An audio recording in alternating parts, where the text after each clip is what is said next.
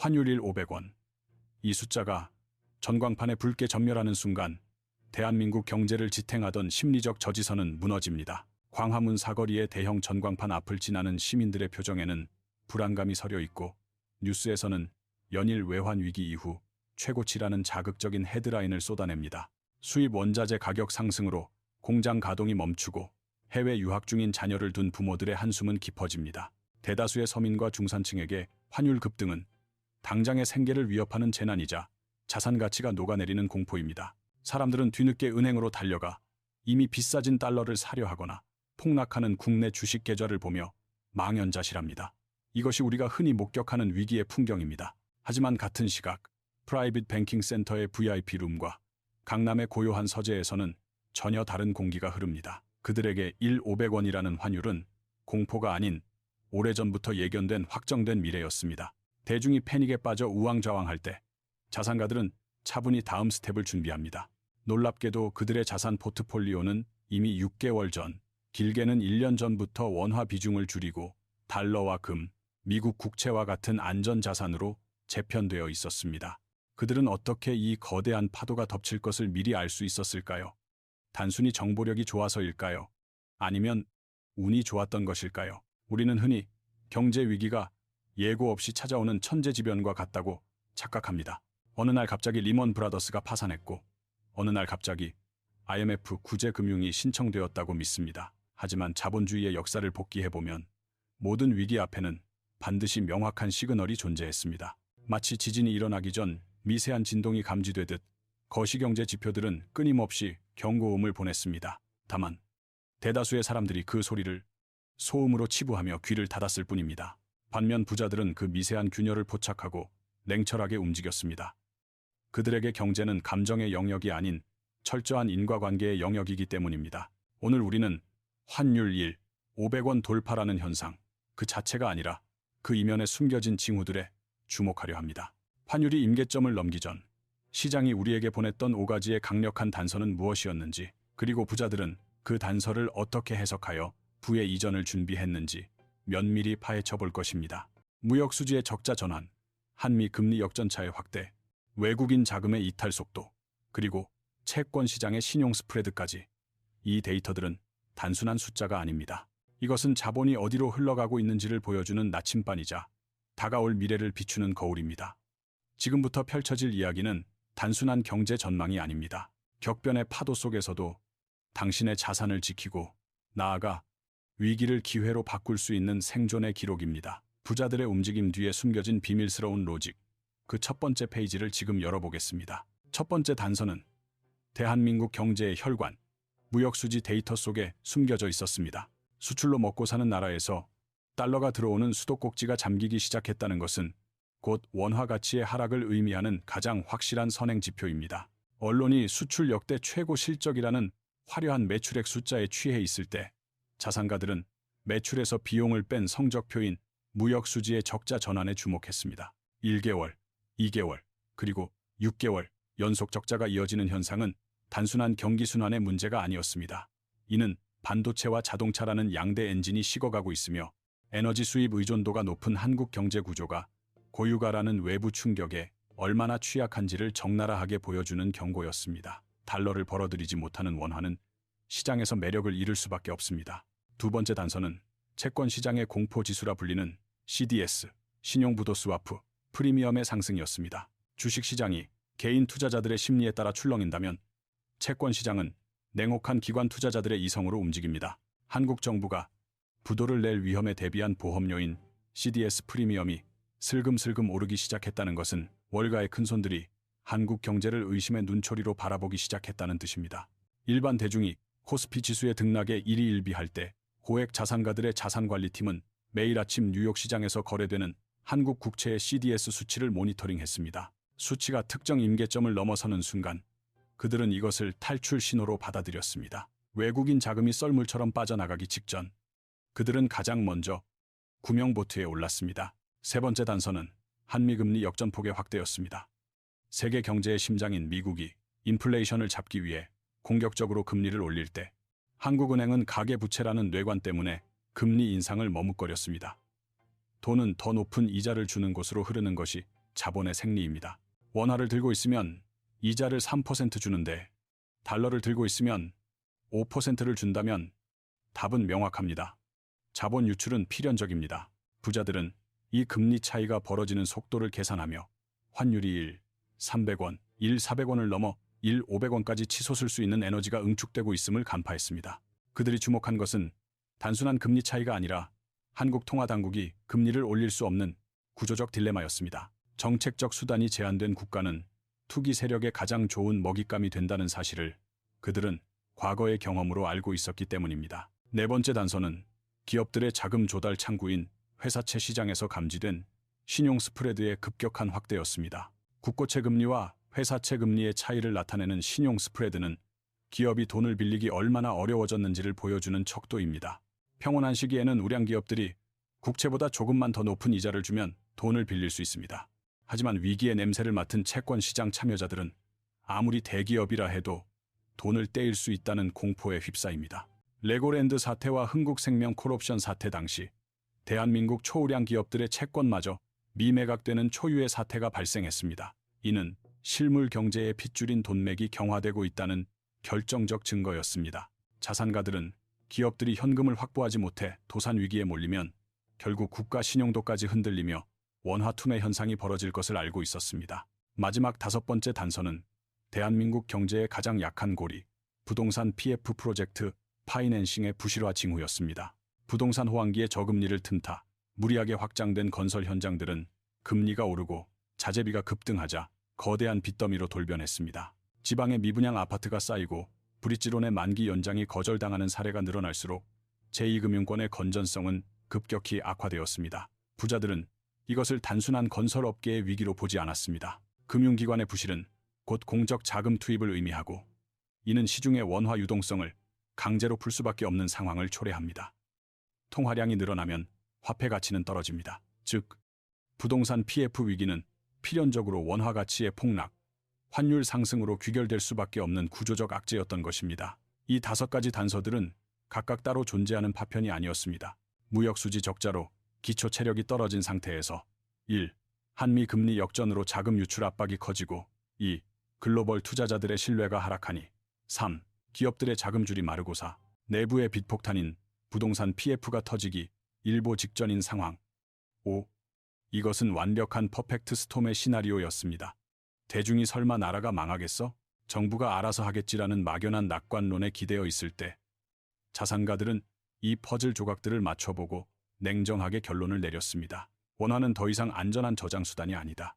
그들이 1,500원 돌파 전 예금 통장을 깨고 달러를 매집하고 해외 자산으로 눈을 돌린 것은 투기가 아니라 자산을 지키기 위한 필사적인 생존 본능의 발현이었습니다. 위기는 예고 없이 찾아온 것이 아니라 우리가 그 신호를 해석할 능력이 없었을 뿐입니다. 이번 위기는 다르다. 이것은 경제가 붕괴하기 직전 정부와 중앙은행이 대중에게 가장 많이 반복하는 말입니다.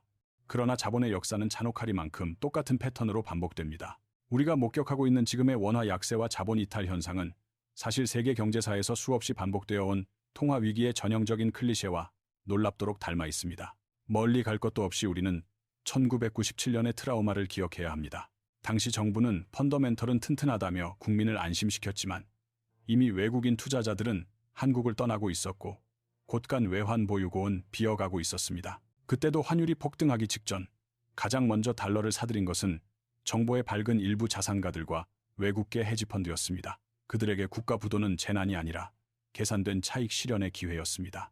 시선을 해외로 돌려보면 이 메커니즘은 더욱 선명해집니다. 한때 남미의 부국이었던 아르헨티나는 포퓰리즘 정책과 재정 적자가 누적되면서 페소화 가치가 휴지 조각이 되었습니다. 흥미로운 점은 아르헨티나의 경제가 붕괴할 때마다 빈곤층으로 전락하는 것은 월급을 페소화로 저축해온 서민들이었다는 사실입니다. 반면 아르헨티나의 부유층은 자산의 대부분을 이미 미달러화나 해외 부동산으로 옮겨놓은 상태였습니다.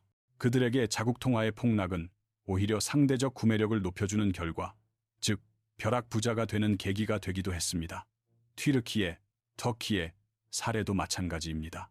리라화 폭락 사태 당시 에르도안 정부의 비상식적인 금리 정책을 간파한 스마트머니는 썰물처럼 빠져나갔고 뒤늦게 환전소 앞에 줄을 선 시민들은 반토막난 자산 가치를 멍하니 바라봐야만 했습니다. 베네수엘라나 그리스 같은 극단적인 사례를 들지 않더라도 통화 가치의 급락은 예외 없이 신뢰의 상실에서 시작됩니다. 시장이 특정 국가의 통화 시스템을 의심하기 시작하면 자본은 빛보다 빠른 속도로 국경을 넘습니다. 이것을 경제학 용어로 자본 도피, 캐피털 플라이트라고 부릅니다.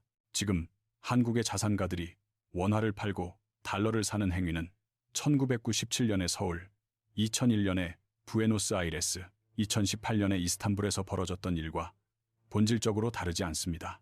그들은 역사가 증명한 단 하나의 진리를 따르고 있을 뿐입니다. 위기 시에 자국 통화만을 들고 있는 것은 가장 위험한 도박이다. 글로벌 사례들이 우리에게 주는 교훈은 명확합니다. 국가가 내 자산을 지켜줄 것이라는 막연한 믿음을 버리고 냉혹한 시장의 원리에 따라 스스로 방어막을 구축해야 한다는 것입니다. 이제 이 거대한 파도가 한국 실물 경제에 구체적으로 어떤 충격을 주게 될지, 우리의 식탁과 일자리를 어떻게 위협할지 직시해야 할 시간입니다. 환율 1, 500원 시대. 이 숫자는 단순히 여행 갈 때 환전 비용이 늘어나는 불편함의 문제가 아닙니다. 대한민국처럼 대외 의존도가 높은 경제 구조에서 고환율은 일상의 모든 비용을 끌어올리는 보이지 않는 세금으로 작용합니다. 당장 마트의 진열 때부터 달라집니다. 수입 밀가루, 식용유, 설탕 가격이 오르며 가공식품 가격이 줄줄이 인상됩니다. 점심값 1만 원 시대는 옛말이 되고 런치플레이션이라는 신조어마저 사치스럽게 느껴질 만큼 식비 부담은 가중됩니다. 에너지 가격 상승은 더욱 치명적입니다. 원유와 가스를 전량 수입하는 한국에서 환율 상승은 곧장 전기요금과 가스요금 폭탄으로 이어집니다. 겨울철 난방비 고지서를 받아든 서민들의 비명은 단순한 엄살이 아닙니다. 월급은 그대로인데 숨만 쉬어도 나가는 필수 생활비가 급증하는 상황. 이것이 바로 고환율발 스태그플레이션의 민낯입니다. 기업 현장, 특히 중소기업들에게 환율 1, 500원은 생사를 가르는 마지노선입니다. 원자재를 수입해 가공 후 납품하는 중소제조업체들은 환차손으로 인해 팔면 팔수록 손해를 보는 기형적인 구조에 갇히게 됩니다. 대기업은 그나마 환해지 상품이나 수출 대금으로 버틸 여력이 있지만 자금력이 약한 중소기업은 속수무책입니다. 공장 가동률이 떨어지면 필연적으로 따라오는 것은 고용 불안입니다. 신규 채용은 동결되고 비정규직부터 구조조정의 칼바람을 맞게 됩니다. 취업준비생들에게는 더욱 가혹한 겨울이 찾아옵니다. 기업들이 투자를 보류하고 현금 확보에 나서면서 채용 공고 자체가 씨가 마르는 고용 절벽이 현실화됩니다. 환율이라는 거시경제 지표가 내 책상의 유무를 결정하는 잔인한 현실입니다. 더욱 무서운 것은 자산시장의 붕괴입니다. 외국인 투자자들에게 환율 상승은 가만히 있어도 투자 원금이 줄어드는 환차손을 의미합니다. 그들은 더 큰 손실을 막기 위해 한국 주식과 채권을 팔아치우고 떠날 수밖에 없습니다. 셀코리아가 가속화되면 주가는 곤두박질치고 부동산 시장마저 얼어붙습니다. 영끌로 집을 산 대출자들은 금리 인상에 따른 이자 부담과 집값 하락이라는 이중고에 시달리게 됩니다. 대출 이자를 갚느라 소비를 줄이고 소비 위축은 다시 내수 경기 침체로 이어지는 악순환의 고리가 완성됩니다. 1, 500원이라는 숫자는 이렇게 우리 경제의 가장 약한 곳부터 차례로 무너뜨리는 도미노의 첫 조각이 됩니다. 지금 당신의 지갑이 얇아지고 대출 문자가 두려워지는 것은 결코 당신의 탓이 아닙니다. 거대한 환율의 파도가 당신의 삶 깊숙이 밀려들어 왔기 때문입니다. 이 거대한 환율 전쟁의 한복판에서 대한민국 정부와 한국은행은 진퇴양난의 딜레마에 빠져 있습니다. 경제학 교과서에 나오는 불가능한 삼위일체, 임퍼시블 트리니티가 현실의 악몽으로 다가온 것입니다. 이론적으로 환율 방어를 위해서는 금리를 미국보다 높게 혹은 비슷하게라도 올려 자본 유출을 막아야 합니다. 이것이 정석입니다. 하지만 한국은행 이창용 총재의 고뇌는 여기서 시작됩니다. 금리를 미국 수준으로 올리는 순간 1,900조 원에 육박하는 가계부채라는 시한폭탄의 타이머가 작동하기 때문입니다.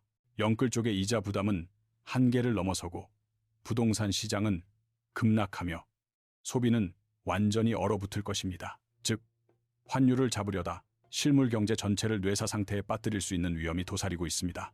반대로 경기 침체를 막기 위해 금리를 동결하거나 인하한다면 어떻게 될까요?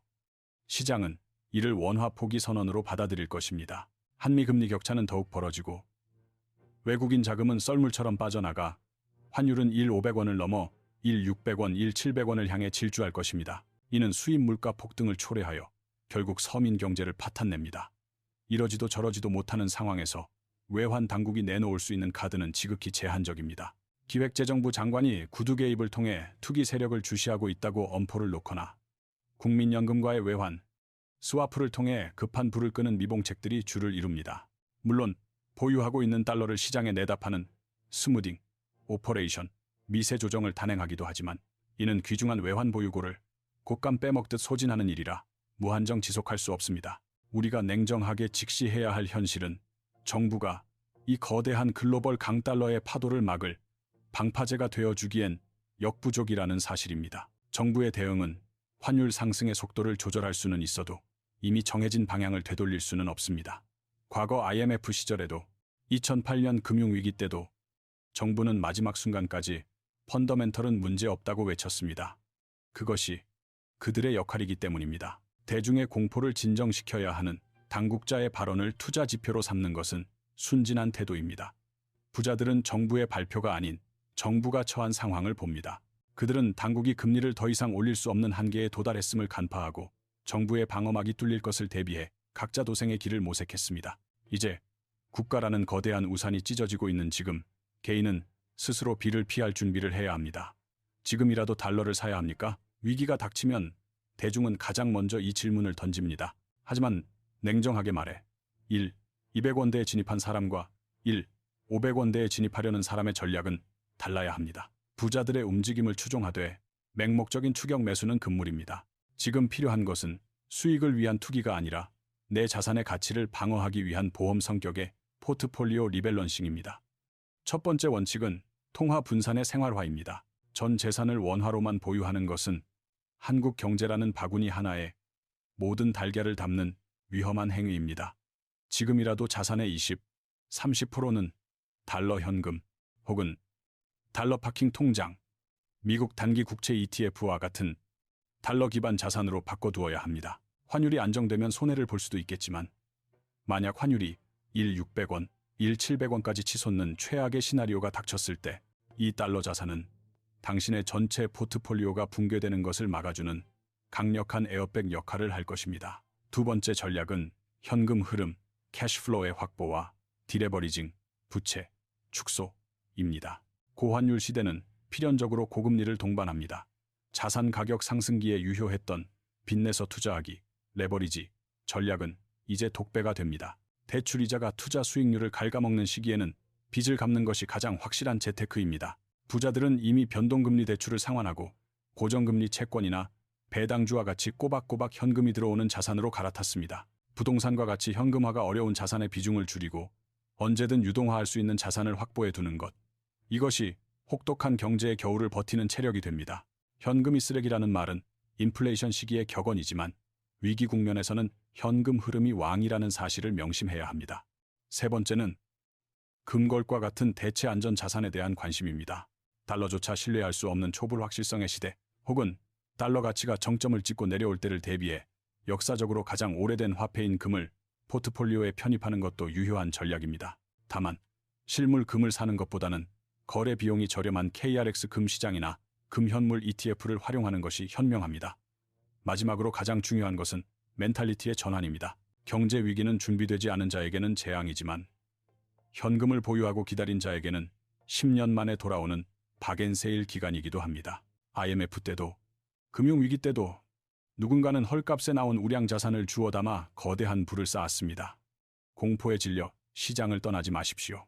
대신 시장을 냉철하게 관찰하며 환율이 진정되고 자산 가격의 거품이 완전히 빠지는 그 타이밍을 노려야 합니다. 생존을 넘어 도약을 준비하는 것. 그것이 부자의 시선으로 위기를 마주하는 자세입니다. 환율이 고점을 찍고 시장의 공포가 극에 달할 때 자본주의의 민낯은 가장 잔인하고도 투명하게 드러납니다. 바로 역사적인 부의 대이동 (Wealth Transfer)이 시작되는 시점이기 때문입니다. 역설적이게도 사회적 빈부격차가 가장 극적으로 벌어지는 시기는 모두가 잘 사는 호황기가 아닌 모두가 죽겠다고 아우성치는 불황기입니다. 금리가 치솟고 환율 급등으로 실물 경제가 비명을 지를 때 현금 흐름이 막힌 서민과 중산층은 대출 이자를 감당하지 못해 자신이 가진 가장 소중한 자산인 아파트와 주식을 헐값에 시장에 던집니다. 이것은 생존을 위한 눈물겨운 투매입니다. 하지만 그 쏟아지는 매물을 받아내는 것은 누구일까요? 바로 위기가 오기 전 1,500원의 시그널을 미리 읽고 달러와 현금을 두둑이 챙겨둔 준비된 자산가들입니다. 1997년 IMF 외환 위기 당시를 복기해 보십시오. 수많은 건실한 기업이 흑자 도산하고 가장들이 거리로 나앉았지만 그 혼란의 틈바구니에서 누군가는 강남의 빌딩을, 미래의 삼성전자 주식을 휴지 조각이나 다름없는 가격에 사들였습니다. 그리고 불과 3년 뒤 경기가 V자로 반등하자 그들의 자산 가치는 3배, 5배, 심지어 10배로 불어났습니다. 이것이 자본주의가 작동하는 냉혹한 메커니즘입니다. 위기는 준비되지 않은 자의 부를 강제로 빼앗아 준비된 자에게 몰아주는 거대한 진공청소기와 같습니다. 지금 우리가 겪고 있는 고환율, 고금리의 고통스러운 시간은 누군가에게는 재앙이지만 누군가에게는 10년에 한 번 올까 말까 한 인생 역전의 기회이자 세기의 박앤세일 기간인 것입니다. 부자들은 알고 있습니다. 환율이 비정상적으로 높다는 것은 곧 원화 표시, 자산, 한국 부동산, 한국 주식의 가격이 달러 기준으로 엄청나게 싸졌다는 것을 의미합니다. 외국인 투자자들이 떠나고 시장이 텅 비었을 때 그들은 헐값에 우량 자산을 쇼핑하듯 담습니다. 이것이 그들이 부를 유지하고 증식하는 불변의 공식입니다. 따라서 지금 이 순간 당신이 느껴야 할 감정은 막연한 공포나 정부에 대한 원망에 그쳐서는 안 됩니다. 대신 냉철하게 시장을 바라보며 스스로에게 질문을 던져야 합니다. 나는 지금 뺏기는 쪽에 서 있는가? 아니면 줍는 쪽에 서 있는가? 환율 1, 500원은 우리에게 자산 시장의 거품이 완전히 꺼지고 있다는 신호를 보내고 있습니다. 아직 바닥은 확인되지 않았을지도 모릅니다.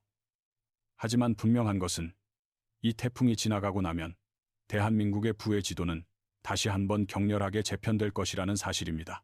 대중이 공포에 질려 시장을 떠나는 바로 지금 부자들은 조용히 사냥을 준비하고 있습니다. 언젠가 이 폭풍도 지나갈 것입니다. 전광판의 붉은 숫자는 다시 안정을 찾고 뉴스에서는 위기의 끝을 알리는 헤드라인이 나올 것입니다. 하지만 우리가 기억해야 할 잔혹한 진실은 수치는 원래대로 돌아와도 한 번 벌어진 부의 격차는 결코 회복되지 않는다는 점입니다. 1,500원이라는 환율이 우리에게 남긴 상처 혹은 누군가에게 남긴 영광은 자산 명세서의 영구적인 흔적으로 각인될 것입니다. 이번 위기를 통해 우리가 목격한 것은 단순한 화폐 가치의 등락이 아니었습니다. 그것은 준비된 자본이 준비되지 않은 자본을 흡수하는 과정이었고 정보를 해석할 줄 아는 소수가 감정에 휘둘리는 다수의 부를 합법적으로 가져가는 자본주의의 거대한 재분배 과정이었습니다. 부자들은 예언가가 아닙니다. 그들에게는 수정구슬이 없습니다. 단지 그들은 모두가 희망을 이야기할 때 데이터를 믿었고 대중이 설마라며 외면할 때 혹시를 대비했을 뿐입니다. 무역수지 적자, 금리 역전, 신용 스프레드 확대라는 명백한 시그널들이 눈앞에 펼쳐졌을 때 그들은 불편한 진실을 마주하는 용기를 가졌습니다. 그리고 그 용기가 그들의 자산을 지키고 증식시킨 유일한 비결이었습니다. 당신이 오늘 마주한 일, 500원이라는 숫자는 어쩌면 당신에게 금융 문맹에서 벗어나라는 시장의 준엄한 경고장일지도 모릅니다. 위기는 언제나 반복됩니다. 형태만 바뀔 뿐 10년 뒤, 20년 뒤에도 또 다른 이름의 경제 충격은 반드시 찾아옵니다. 이제 다큐멘터리를 마칩니다. 1,500원의 파도가 휩쓸고 간 자리에 무엇이 남았는지, 그리고 당신은 그 폐허 속에서 무엇을 배웠는지 스스로에게 물어보십시오. 다음에 찾아올 위기의 전조가 감지될 때 당신은 또다시 공포에 떨며 뉴스만 바라보는 구경꾼으로 남을 것인가? 아니면 흐름을 읽고 파도에 올라타는 주인공이 될 것인가? 부의 추월 차선은 평온한 도로 위가 아닌 모두가 멈춰선 폭풍우 속에 열려 있습니다. 1. 500원 돌파 전 부자들은 이미 움직였습니다. 그리고 다음 위기가 오기 전 그들은 또다시 가장 먼저 움직일 것입니다. 그들의 발자국을 따라갈지 놓칠지는 온전히 당신의 선택에 달려 있습니다. 우리는 지금까지 환율 1,500원이라는 태풍이 오기 전 부자들이 감지했던 5가지 징후와 그들의 생존 전략을 추적했습니다. 하지만 이 다큐멘터리가 단순한 과거의 회고록으로 남아서는 안 됩니다. 이것은 미래를 위한 내비게이션이어야 합니다. 마지막으로 당신이 매일 아침 뉴스를 볼 때 반드시 체크해야 할 경제 조기 경보 시스템을 정리하며 긴 여정을 마칩니다. 부자들의 서재에는 비밀스러운 정보가 숨겨져 있는 것이 아닙니다. 그들은 단지 남들이 자극적인 연예 기사를 클릭할 때 한국은행의 통계 시스템, 이콕과 관세청의 수출입 데이터를 습관처럼 열람할 뿐입니다. 정보 격차 인포메이션 디바이드는 접근 권한의 차이가 아니라 관심과 부지런함의 차이에서 발생합니다. 당신의 책상 위에 놓아야 할 체크리스트는 명확합니다. 첫째, 매월 1일 발표되는 수출입 동향을 놓치지 마십시오. 무역 수지는 대한민국 주식회사의 성적표이자 원화 가치의 가장 정직한 바로미터입니다. 적자가 3개월 이상 지속된다면 당신의 포트폴리오에 경계 경보를 울려야 합니다. 둘째, 미국 연준 페드 FOMC 회의 결과와 한국은행의 금리 결정 차이를 주시하십시오. 금리 차가 벌어지는 속도가 곧 자본 유출의 속도이며 환율 상승의 기울기를 결정합니다. 셋째, 위기설이 돌 때마다 한국의 CDS 프리미엄 수치를 직접 확인하십시오. 언론의 공포 조장이나 정부의 안심 발언보다 정확한 것은 글로벌 채권 시장의 냉정한 숫자입니다. 넷째와 다섯째, 회사채 신용 스프레드와 부동산 PF 연체율을 통해 기업과 금융권의 돈맥경화 조짐을 수시로 모니터링해야 합니다. 이 5가지 지표는 당신의 자산을 지키는 방패이자 남보다 한 발 앞서 기회를 포착하게 해주는 망원경입니다. 경제 공부는 위기가 닥쳤을 때 하는 벼락치기가 불가능합니다. 평소에 이 지표들의 흐름을 읽는 금융근육을 키워놓지 않으면 막상 위기가 닥쳤을 때 또다시 군중 심리에 휩쓸려 공포에 질린 패닉셀링을 하거나 반등하는 시장에 뒤늦게 뛰어드는 실수를 반복하게 됩니다. 부는 격변기에 이동하지만 그 불을 움켜쥐는 손은 평온한 시기에 단련된 손입니다. 500원의 공포가 사라지고 다시 평온이 찾아온 뒤에도 시장은 끊임없이 상승과 하강의 파동을 그리며 움직일 것입니다. 그 파동의 리듬을 타는 법을 익히는 것이야말로 진정한 부자의 경제학입니다. 이제 당신의 모니터 앞에는 2가지 선택지가 놓여 있습니다. 이 영상을 끄고 다시 일상의 소음에 파묻혀 흘러가는 대로 살 것인가? 아니면 지금 당장 환율 차트와 무역 수지 데이터를 찾아보며 나만의 경제 지표를 기록하기 시작할 것인가? 기억하십시오. 환율 500원 돌파 전 부자들은 이미 움직였습니다. 그리고 부자들은 지금 이 순간에도 500원 이후 그 다음에 다가올 새로운 파도를 준비하고 있습니다. 오늘 우리가 나눈 이야기가 당신의 소중한 자산을 지키는 견고한 둑이 되고 다가올 기회의 파도에 올라타는 튼튼한 서핑보드가 되기를 바랍니다. 흐름을 읽는 자에게 위기는 언제나 가장 화려한 기회였습니다.